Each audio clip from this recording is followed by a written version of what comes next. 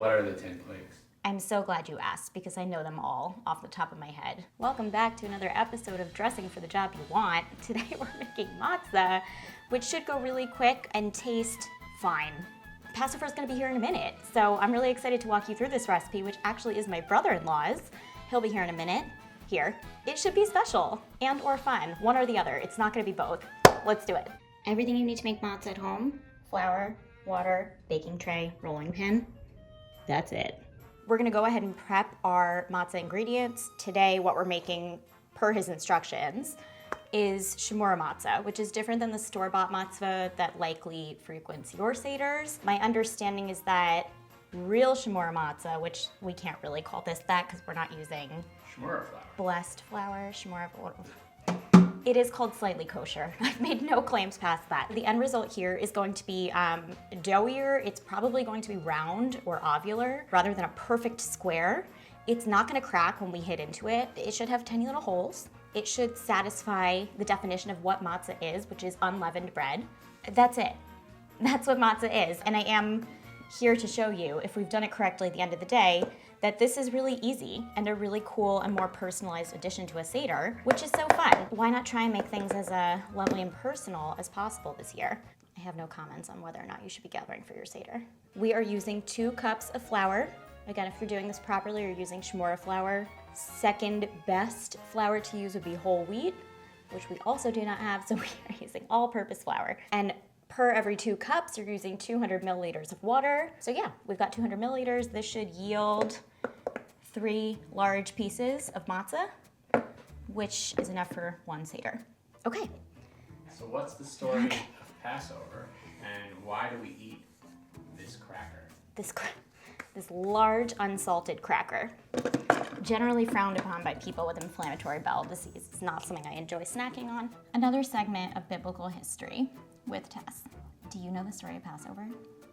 I know the story of Passover. Okay, so you're gonna fact check me and then Barry's My gonna Hebrew fact check. name is Moshe. It is? Yeah.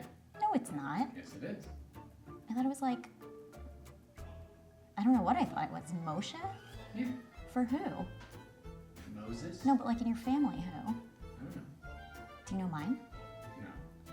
We don't know each other's Hebrew names. Should we cut the camera? This is, oh boy. Discussion for a later date. A very long time ago in ancient Egypt, the Jews were enslaved by the Pharaoh. There was a guy, his name was Moses. God spoke to him. Oh no. God spoke to him, told him, the Jews, they're my people, no longer can they be enslaved. Great. Moses sets about, have a little chat with the Pharaoh. Pharaoh's not so into this idea, kind of enjoys the status quo. Does Moses come back with an ultimatum? Says if you don't let them go, like God will rain fire upon you. Getting the plagues, got the Jews out. Well, so Moses said, let them go or else. Let my people go, if you will. Pharaoh said no. The 10 plagues happened. What are the 10 plagues? I'm so glad you asked because I know them all off the top of my head without hesitation. It doesn't matter. Anyway, this is all to say that Moses, on his way out of Egypt, leading all the Jews, getting them out, just like, we gotta go. Everyone was moving very quickly in case Pharaoh and all of the Egyptians came after them. He did come after them, but Moses was so ahead of him. He was like, it took his staff, the Red Sea parted, all the Jews went through, and then the water collapsed on the Egyptians. Don't even fact check me, it's all true. But this is to say, Moses is like, we leave with the clothes on our backs, we have no time for anything else. So, in order to ensure that they had food to sustain themselves before they went wandering in the desert for 40 years, people started baking bread on their backs, and there was no time for the bread to rise. On their backs? Yeah, like hunched over and they made bread on their backs. No. Yeah, but they were hunched over. Why were they hunched over on their backs? Everyone was running over. It was very frantic. You weren't there. Regardless of whether it was on their backs or in their ovens, they had to go. There was no time for their bread to rise. Therefore, the tradition that is matzah, unleavened flatbread, lives on to this day. We eat it at Seder and we think about where we came from. Crushed it. The person we're calling right now, do you want to be here for this? You haven't made an appearance yet. Normally you're all over that. We are calling Rabbi Barry Dellinger, my brother-in-law, Michael's older brother. He heads up not only an Orthodox congregation in Rhode Island, He also runs Mitzvah Matzo. He also, along with his wife, our wonderful sister-in-law, Naomi Bain, they also created a company called Mitzvah Matzo, the name in which, because it's a mitzvah to eat matzah on Passover. But anyway, they make wholly, legitimately kosher matzah. As a nonprofit. As a nonprofit, proceeds go toward ending human trafficking. Careful, the lockups can fall. I got it. Which makes sense because of the very correct story of Passover that I just told you. Oh, hey, where are you? We are at our matzah factory. This works out beautifully. Let's talk about matzah. Yeah? Yes, okay, so we were talking about matzah here. We're so excited. I read an article about big capital acquiring Manischewitz, and I got thinking that matzah is just like this, it's no longer a cultural item, it's like a tool of profit. And so I wanted to really get into what it would look like to realign matzah with its mission of freedom. And so we started baking it on our own and selling it and sending all profits to fight human trafficking, which we felt like was the cause of freedom. You guys fully now are immersed in the art of shmura matzah. Can you tell me? Shmura. So let me say something about shmura, if that's okay. Please. One of the fun things about this, which is different than any other food, is that you can't accidentally make a matzah. So a matzah, for any viewers that know or don't know, is an unleavened bread. So all the things you know about the good bread, matzah is the opposite. Correct. You don't want it to rise. So you don't want to give it any time to rest. You want to use really cold water as opposed to warm water, no yeast. Ideally, you make it in 18 minutes flat from the time the water hits the flour. But if you don't, you have 18 minutes, basically in the oven. Can you make shmura matzah at home, or is matzah made at home by the viewer a regular Automatically not shmura. So that's a really interesting question. It's a Talmudic debate. Oh, okay. That's what this show is all about. Educational show in slightly kosher history. I would say that yes, probably, if a viewer wanted to do that, they would just say, either in Hebrew or in English, the Shem Matzot Mitzvah, for the sake of the mitzvah of matzah, and then pour the water in. Okay, so what, at the end of the day, is the difference between the shmura matzah and the perfectly square boxed matzah that ends up on most people's Seder tables? Oh, yeah, that stuff. Matzah got corrupted pretty badly. It's no longer a bread. It's supposed to be the bread of affliction, not the cracker of affliction. But they turned it into a cracker to make it shelf-stable so it wouldn't grow mold. God. And this way, you could buy matzah from 20 years ago and you wouldn't be able to taste the difference. Yikes. So they can sell tons of it at more profit. Question, just because I'm curious, really, is the significance of the 18 minutes from start to finish anything pertaining to Judaism, or it's just... 18 minutes is the time it takes to walk a Roman mile. It's a little bit different than our, English mile. But there was a tradition that in the time it takes to walk a Roman mile, that's enough resting that the leavening process will get started. So in doing it in less than 18 minutes, we're basically cutting off the possibility that it might start to leaven or rise. Okay. So, this is supposed to be in the oven. Great. So I'm going to hit the flour with the cold water. And at that point in time, I'm not going to stop kneading until it feels right. And the more aggression in the kneading, the better. The more working, the less likely it rises. So this is a good time for aggression. Just for fun, can you give us your most abbreviated understanding of Passover?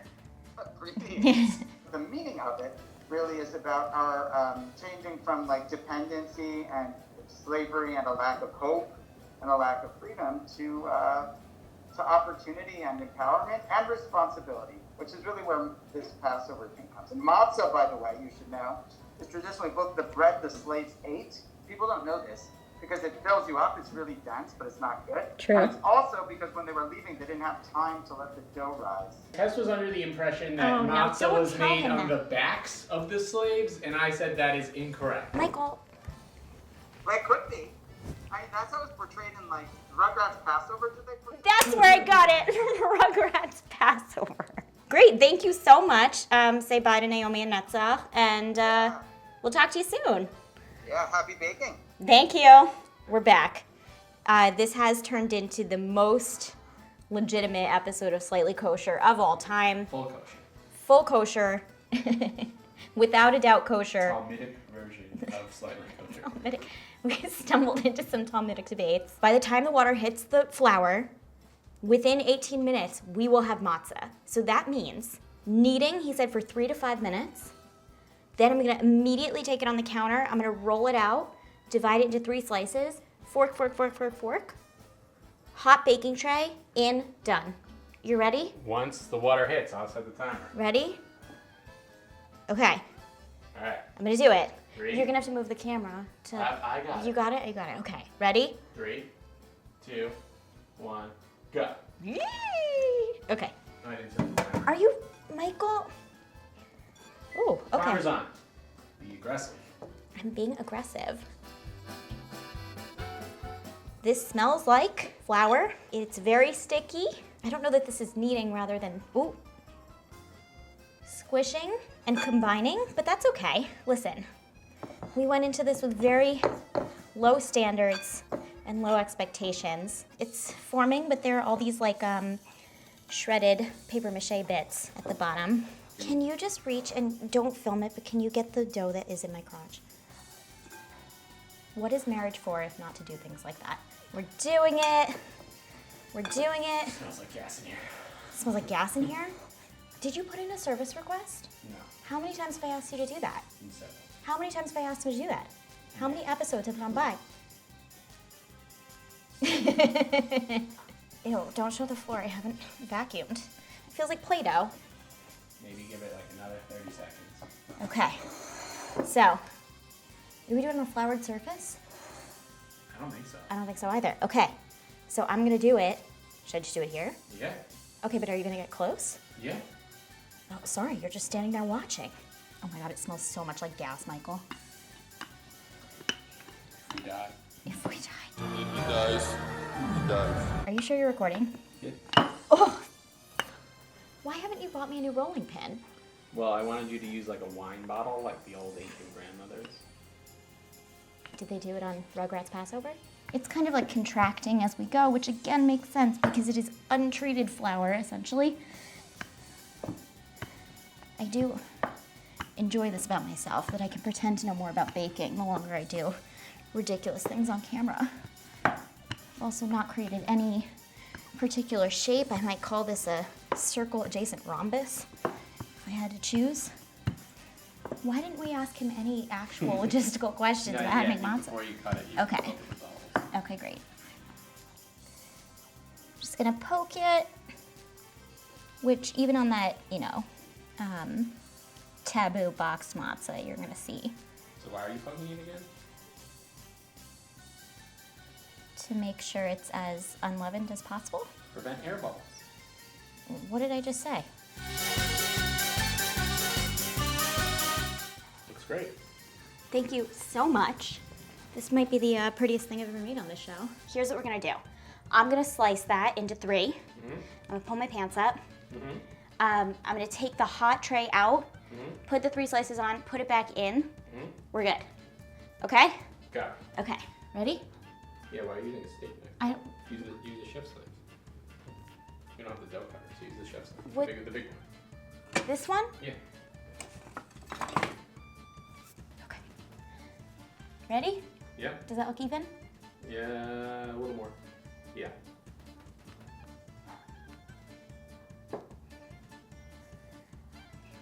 Excited to hear what you think of my knife skills. Yeah? Here? Yeah. Did you sharpen the knives? No. Oh, it's so hot. Okay. Careful, do not touch that. I know, I'm not. Oh. Oh. No. Look away. Okay. 6 minutes. Michael! Stop. You're stressing me out so much. Oops. I wish I had kind of made them the same shape. Woo! Huh. Looks like Van Gogh's ear. Okay.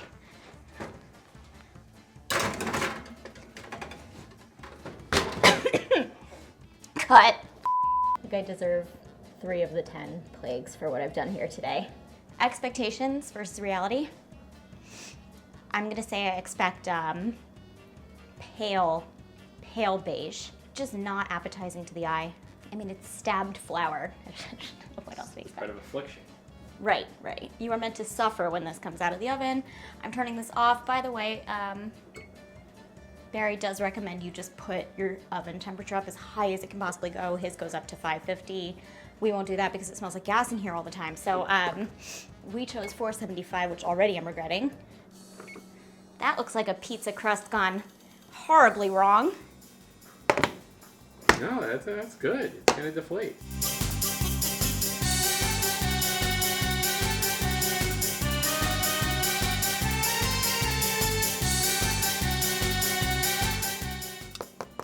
That's what the babka sounded like when we took it out of the oven. Exactly what you want to hear when you bite into a pastry. I will say it actually kind of smells nice. It does. It does smell doughy. Shmora matzo. Shmora matzo smell. No, it smells and looks like pita. The air's coming out of it the longer it sits, which is great. It is, It kind of looks like the oven.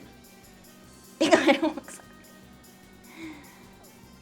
You're not wrong. I will tell you, it's heavy.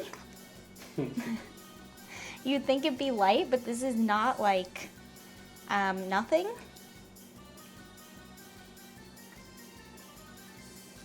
It's gonna be 90 degrees. Correct. Well, as promised. Oh, actually, that's kind of cool. Ooh, it is smoking hot. It is fresh out of the oven. It is soft. I promised we weren't going to hear a crack. The only crack we're hearing is the puncturing of my insufficient air bubbles. Again, I will keep in mind we are meant to suffer. But I am quite proud of us. We made matzah from scratch. Shmora matzo. Shmor matzah. I have to eat it, don't I? Yeah. There we go.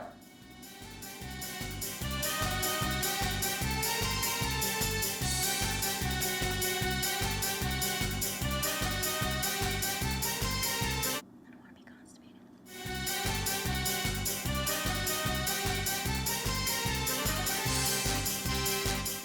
Fulfilling my mitzvot, one chew at a time. What a cool and fun way to add matzah to your Seder. Are you recording? Okay, great. We eat the same matzah year after year. This is so fun and more special, and I love knowing the story behind it and having a family connection to it. When I eat matzah apart from the actual Seder, it is as a vessel for something else. I love to put cream cheese and jelly on a matzah. I love to put peanut butter on a piece of matzah. Would I eat this slathered with something more delicious? Absolutely. Would I take more than 4 bites out of concern for harming myself and others? Maybe. But I would feel good about it, you know? This is the one and only episode of Full Kosher you're gonna get. I'll see you next week for, I can't talk about it yet. I guess you'll have to find out. Bye. No! It's been real.